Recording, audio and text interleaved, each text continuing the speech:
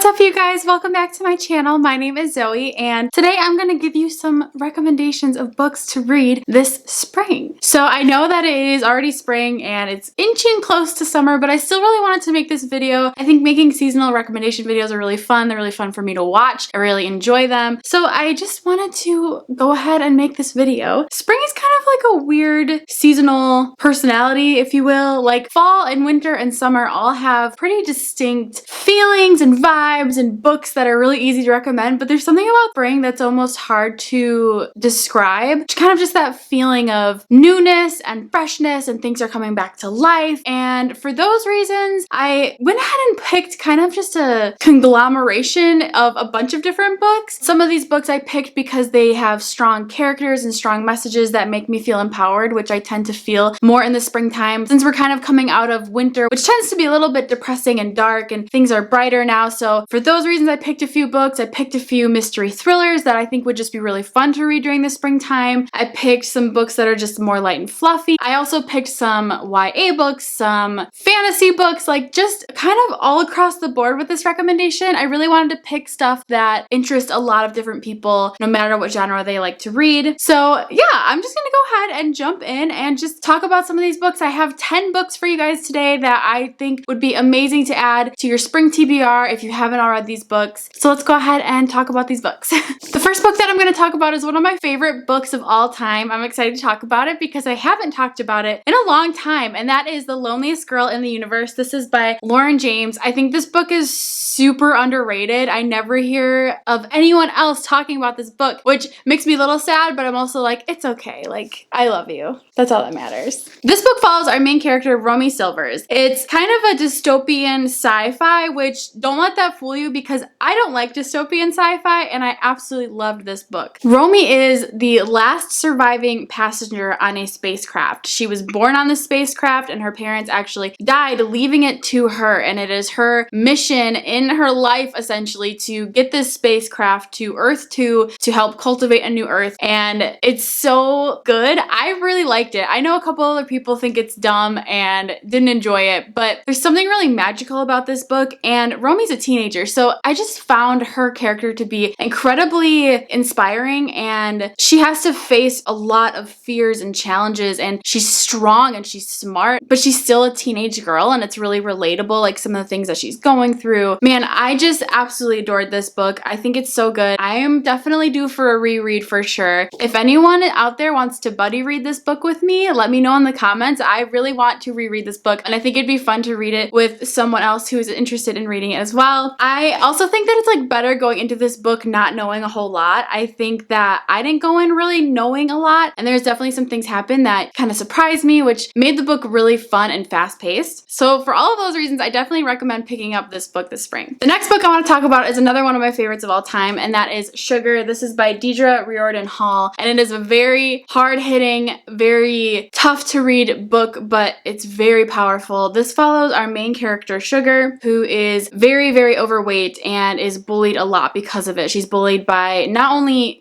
people in her school and in her town, but she's bullied by her mother. Her mother is so overweight that she can't get out of bed, and she's abused by her mother. She is bullied by her older brother, who's a horrible, horrible person, human being. Oh, he's the worst. It's also been a minute since I've read this book, but it just, as someone who is bigger and loves reading about bigger main characters and the struggles, it's just so relatable and it's refreshing. And even though this was incredibly hard-hitting, like prepare to cry, there's something about her character that is just really real and raw and beautiful, and I loved seeing the things that she went through even though they were incredibly difficult, and the people that came alongside her, how they strengthened her and inspired her, and just the transformation that she goes through. It's a really, really phenomenal read, and I wish more people would read this one as well. The next book I want to talk about is one that you guys have all probably heard of before, and that is The Nowhere Girls. This is by Amy Reed. I read this one recently for the Buzzwordathon, I think back like a month or so ago, and it is so good. First of all, the cover is so pretty and it's so springy, so that's definitely why you should read it for the springtime. It follows a group of girls who are kind of misfits at their school. They're each very distinct and different people and unique personalities and backgrounds and thoughts and ideas, religions and races and cultures, and there's just so much diversity in this book, which I love. But they get together and they form this badass girl group that speaks up against the rape culture and the oppression that women face, especially in their school. And it's really good. I slept on this book for a long time. I did not pick it up. It was on my TBR for months and months and months. And I finally picked it up, and I'm so glad that I did. I did listen to the audiobook and recommend that. It was a great audiobook. This book does such a phenomenal job of being equally entertaining and also incredibly informative, and it made me question a lot of things that I think and biases that I hold, and it just really forces you, I think, as a reader to get outside of yourself and maybe like pay closer attention to some of the characters that aren't exactly like you. It was great. I loved it. I absolutely adore this book, and I think especially more women need to read it and love it, and I hope that if you haven't read this yet and you've been thinking about it, that you'd pick it up because it's so good. The next book I'm going to talk about is a mystery thriller, and this is a perfect mystery thriller for those of you that aren't into like intense, scary mystery thrillers, but still want something that's like entertaining. It's definitely a YA mystery thriller. That is Dangerous Girls by Abigail Haas, and it is so good. Like I was saying, this is a perfect mystery thriller if you're not into like crazy, gory Gillian Flynn on the insane spectrum of mystery thrillers. This is a YA mystery thriller, so it's definitely a little bit more tame. If you've ever heard of the story of Amanda Knox, like real life in the real world, there was this case with Amanda Knox. She was with her friends overseas, and one of her best friends got murdered, and she was like being blamed for it. And so she was actually held captive in, I think they were in like Spain or somewhere. I can't remember where, but they were having spring break. Her best friend dies, and she gets basically put into jail as the main suspect of her best friend's like murder. Crazy story. Definitely recommend like YouTubing the Abigail Knox story. I think there's a documentary on Netflix as well if you're into that. Very interesting. But this is basically that story, which is a little weird, but it pretty much follows the same exact thing. So we follow a bunch of friends. They go to Aruba for spring break, and one of the girls gets murdered during the trip, and then one of the other girls gets blamed for that murder. So she's kept in the jail. What's cool about this book is that it goes back and forth in between her time at jail and then like in the past when they're on spring break leading up to the chain of events in where her friend gets murdered. So I kind of like that alternating timelines. I always think that that's an interesting format that books do. So this definitely keeps your interest. It's fast paced. It's good. There's a good solid twist at the end. So I recommend this one for sure if you're just tiptoeing your way into mystery thriller. A great one to pick up in the spring as well. This next book is a YA contemporary book that I picked up a couple years ago and I really, really loved. It's definitely a book that if you feel like crying and you want to cry and you want to fall in love with the characters, this is the one for you.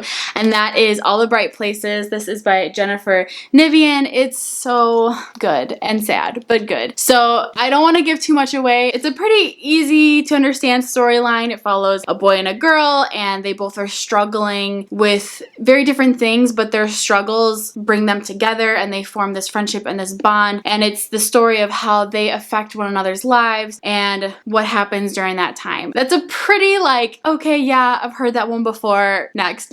But I remember really loving the characters. I remember crying a lot. So if you want to cry, pick this one up.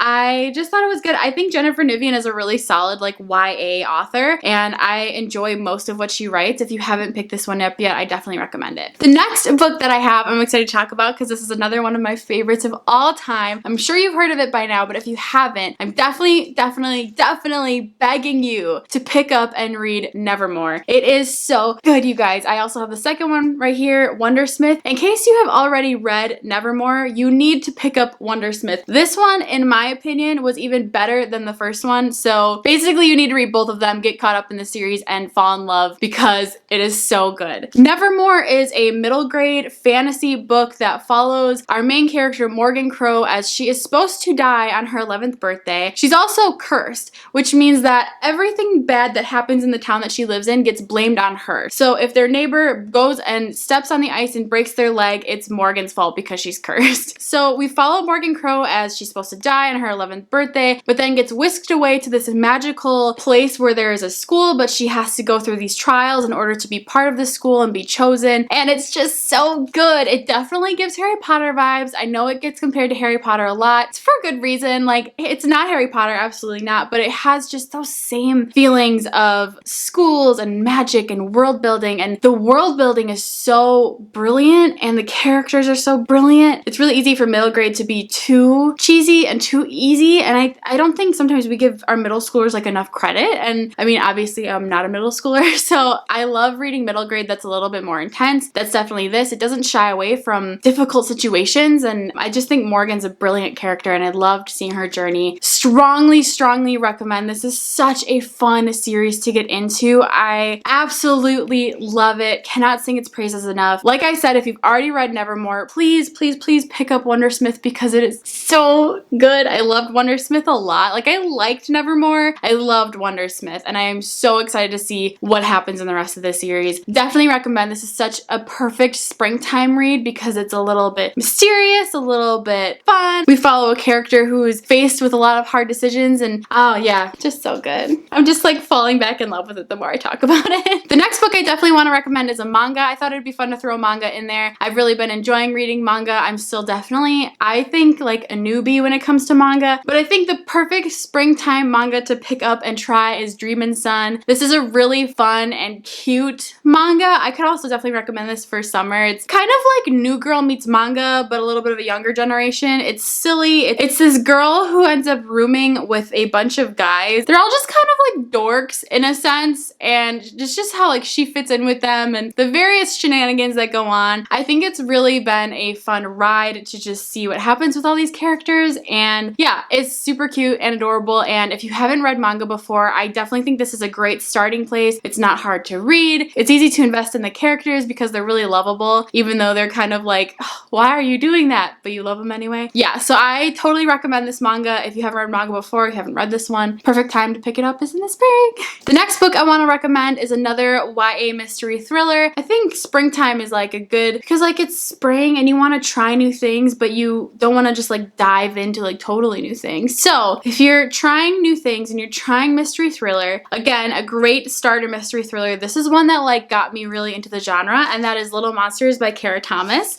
This is so entertaining. Oh my gosh. I am very picky when it comes to my YA mystery thrillers because a lot of them are really predictable, really not written well, cheesy, just not good. I don't know, maybe I just haven't read enough, but I feel like this one very much stands apart from a lot of other YA mystery thrillers that I've read. It's entertaining. You like and dislike a lot of characters. You have kind of no idea what's going to happen. I thought the twist was brilliant, and I loved what happened at the end. Didn't see it coming. Totally loved it. The pacing of it was done really well. I guess I should tell you what it's about. It follows our main character, Casey, who is a new girl at school. She meets these two girls and they become really fast friends, and they do all these things together, but things go a little weird when her two friends don't invite her to the biggest party of the year and start to act distant. One of her friends doesn't actually end up making it home from the party, and the mystery starts from there. I don't want to say anything else because spoilers, but it's a good one. Again, this is one that I would really love to reread. Just so solid in your mystery thriller. It didn't scare me. It's not going to keep you up at night, but it's definitely going to entertain you. You're going to want to know what happens, and I strongly recommend picking this one up. The next book that I have is actually a graphic novel, and that is Catboy, and this is by Benji Nate. I love this graphic novel so much. It's really what it is. It's about a girl and her best friend, Catboy, who was her cat who magically turned into like a cat human thing. And I don't know, it's just really fun. If you're in a reading slump and you want to get out of it, this is the perfect time to do so. The art is really fun and colorful, which I'm always a fan of. Starting at every chapter, they have like these cute pages where they're dressed up in cute little outfits, and I just really liked it. As someone who loves cats, it was just like the best read ever, and it's the perfect thing to get yourself out of a slump if you're in it. If you're gonna find yourself in one this spring, totally recommend picking this up. Yeah, graphic novels are so fun. I think that they're the perfect kind of in-between after you just read a really big, crazy fantasy novel and you're kind of mentally exhausted. Like, pick one of these up. I think that they're just the best. I recommend. Okay, the last book that I have to share that I would recommend to read this spring if you haven't already read it, it's a little bit of an older one, but that is Everything Everything by Nicola Yoon. So this follows our main character who is a teenager. She lives at home and she has this very, very rare disease where she cannot go outside. Like, she goes outside, she dies. So she needs to stay in her house. They have to, like, every time they go in or outside the house, house. They have to go in like this crazy kind of like purification chamber where all of the toxins from outside that come in like get purified and then they can walk in the house. She has round the clock care. She has medications. She does all of her schooling inside. And one day she meets the boy next door like through her window and they start kind of like communicating back and forth, and it's really cute. If you go into this book not reading it as someone who's just like trying to rip apart a book and just go into it like you just want to be entertained, you just want an easy read, and you want to like kind of fall in love with the characters and like their stories a little bit, I so recommend this one. I love Nickelodeon. I love this one. I also super loved The Sun Is Also a Star. Can't wait to watch the movie.